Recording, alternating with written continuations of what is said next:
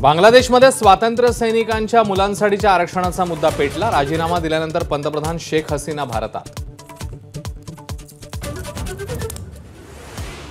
48 तासात काळजीवाहू सरकार स्थापन करू, बांगलादेशच्या लष्कर प्रमुखांचं जनतेला शांततेचं आवाहन। मात्र विद्यार्थ्यांच्या आंदोलनाला हिंसक वळण। मोहम्मद युनूस अंतरिम पंतप्रधान बनण्याची शक्यता।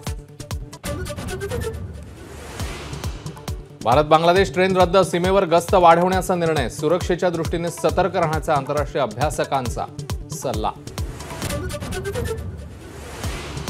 मध्य रेल्वेची वाहतूक विस्कळीत, घाटकोपर परेल ठाणे स्टेशनवर प्रवाशांची प्रचंड गर्दी। ठाकुर्लीजवळ ओव्हरहेड वायर तुटल्याचा फटका। धाराशिवमध्ये राज ठाकरेंची मराठा आंदोलकांशी चर्चा। राज ठाकरे जरांगेंशी बोलून भूमिका स्पष्ट करणार, मराठा आंदोलकांचा दावा। ठाकरेंविरोधातलं आंदोलन स्थगित। मुस्लिम मतांमुळे उद्धव ठाकरेंचा लोकसभेत स्ट्राईक रेट, शिंदेंच्या सेनेवर शिक्कामोर्तब करताना आंबेडकरांचं वक्तव्य। तर परप्रांतीयांबाबतच्या वक्तव्यावर राज ठाकरेंना अटक करण्याचीही मागणी। स्वबळाचा नारा देणाऱ्या मनसेकडनं विधानसभेसाठी 2 उमेदवार जाहीर। शिवडीमधून नांदगावकर आणि पंढरपूरमधून दिलीप धोत्रेंना संधी।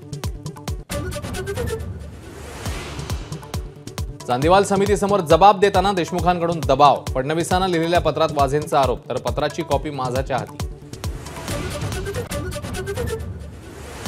अवैध हुक्का पार्लर प्रकरणी आरोपीला सोडण्यासाठी जयंत पाटलांचा दबाव। वाझेच्या पत्रात उल्लेख, जयंत पाटील यांच्या प्रतिक्रियेची प्रतीक्षा।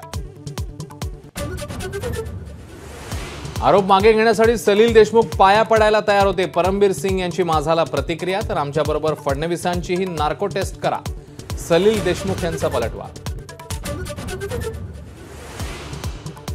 कागलमध्ये हसन मुश्रीफ यांच्या विरोधात शरद पवारांच्या राष्ट्रवादीने समरजित घाटगेंना गळ घातल्याची चर्चा। विधानसभेसाठी इच्छुक असलेल्या घाटगेंकडून सस्पेन्स कायम। पंढरपूर शहरात पूरजन्य परिस्थिती, चंद्रभागा काठच्या नागरिकांचं स्थलांतर। उजनी वीर धरणातनं भीमा नदी पात्रात विसर्ग।